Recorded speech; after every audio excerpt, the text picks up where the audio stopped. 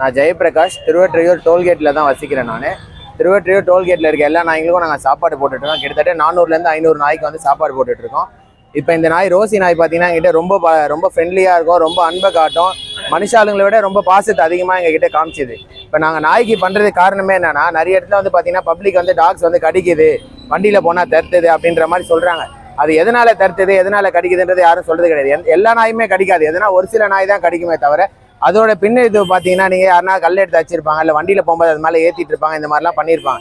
நாங்கள் அதெல்லாம் தாண்டி டெய்லி பார்த்தீங்கன்னா ஒரு 400 நாய்க்கு நாங்கள் சாப்பாடு வைக்கிறோம் நைட்டில். அது மட்டும் இல்லாமல் அவங்க அடிப்பட்டா பார்க்கறது, அவங்களுக்கு கருத்தடை ஆப்ரேஷன் பண்ணுறது, நோய் தடுப்பூசி போடுறது, ரேபிஸ் தடுப்பூசி போடுறது, இது எல்லாமே பண்ணிட்டு இருக்கோம் நாங்கள். இது மட்டும் இல்லாமல் பார்த்தீங்கன்னா இப்போ ரோசி நாய் இறந்தோடனே இதோட நினைவாக நம்ம வந்து எல்லாருக்கும் அன்னதானம் போடணும், மக்களுக்கும் அன்னதானம் போட்டு இதை பற்றின ஒரு உணர்ச்சி கொண்டு வரணும். எல்லாருக்கும் ஒரு அவேர்னஸ் தெரியணும்.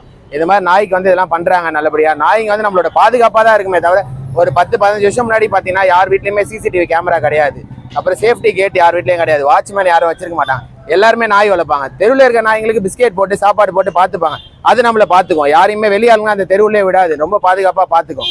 அதெல்லாம் இப்போ எல்லாருமே அந்த சிசிடிவி கேமரா வந்தோடனே நாய்ங்களாம் நம்மளுக்கு தேவையில்லைன்ற மாதிரி பேசுகிறாங்க. ஆக்சுவலாக இந்த என்விரான்மெண்ட் வந்து எல்லாருக்குமே பொதுவானது, மனிதர்களுக்கு மட்டும் இல்லை, விலங்குகளும் கூட இது சேர்ந்து தான் நம்ம இது பண்ணணும். அதனால தான் நாங்கள் இந்த அளவுக்கு பண்ணிட்டு இருக்கோம். நாங்கள் கடந்த 15 வருஷமா அண்ணன் போட்டுட்டு இருக்காரு இந்த மாதிரி சாப்பாடு நாய்ங்களுக்கு. இப்போ இன்னைக்கு என்ன பண்ணீங்க? இன்னைக்கு ரோசியோட 16வது நாள் நினைவு நாள். அவள் இறந்து 16வது நாள் இன்னைக்கு. சரி, இன்னைக்கு மக்களுக்கு வந்து நாங்கள் வந்து அன்னதானம் போட்டு நாங்கள் வந்து நாய்களோட எவ்வளோ அன்பா இருக்கும். அதாவது ஒரு உண்மையான அன்பு கிடைக்கணும்னா நீங்க வந்து நான் ஜீவராசி கிட்ட பழகி பார்த்தா தான் தெரியும். உண்மையான அன்பு எங்க இருக்குன்னு கேட்டால் ஜீவராசி கிட்ட தான் இருக்குன்னு சொல்லலாம். அதுல நாய் தான் வந்து ரொம்ப நம்பர் 1. இது வந்து பழகி பார்க்குறவங்களுக்கு மட்டும் தான் தெரியுமே தவிர இது வெளியாளுங்களுக்கு யாருக்குமே தெரியாது. நம்ம ஒரு நாள் சாப்பாடு போட்டு பழகிட்டோம்னு வைங்களேன், டெய்லி நம்ம பின்னாடியே வரும். நம்மளுக்கே ஒரு போதை மாதிரி ஆயிடும். இவங்களுக்கு சாப்பாடு வச்சாதான் நம்மளுக்கு தூக்கம் வரும். அந்த அளவுக்கு நம்மளுக்கு வந்து அது ஒரு அன்பு காட்டும் நம்ம கிட்ட. என் பேர் சுகுமார். எம்ஜிஆர் சாலையில் நான் கடை வச்சுக்கிறேன்.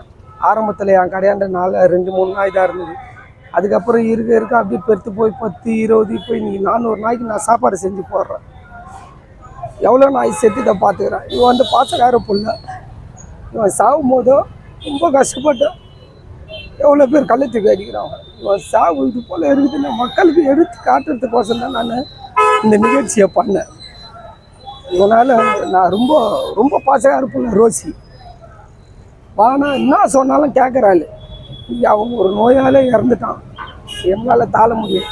இதெல்லாம் மக்கள் எல்லாமே சரி, அது ஒரு ஜீவனாக பாருங்கள். அவன் கூட பழகி பார்த்தீங்கன்னா மனிதருக்கும் மேலே, அவன் மனுஷனுக்கும் மேலே அவனால் பழகி பார்த்தாங்கன்னு தெரியும்.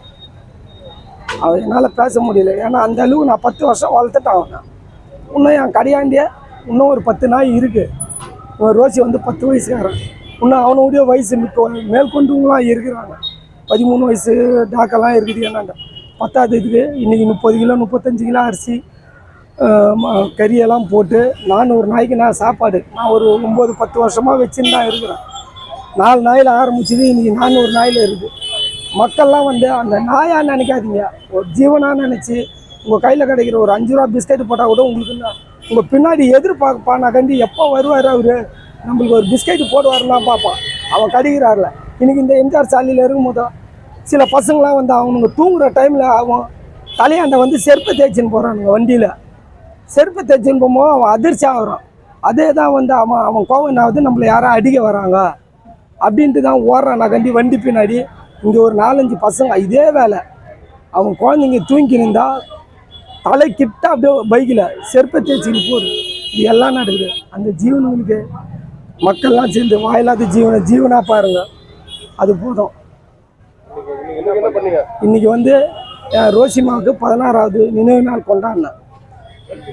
அவங்க இந்த நிகழ்ச்சியை பார்த்துட்டு எல்லாமே வந்து வாயில்லாத ஜீவன்கிட்ட அக்கறை காட்டுங்க தயவுசெய்து.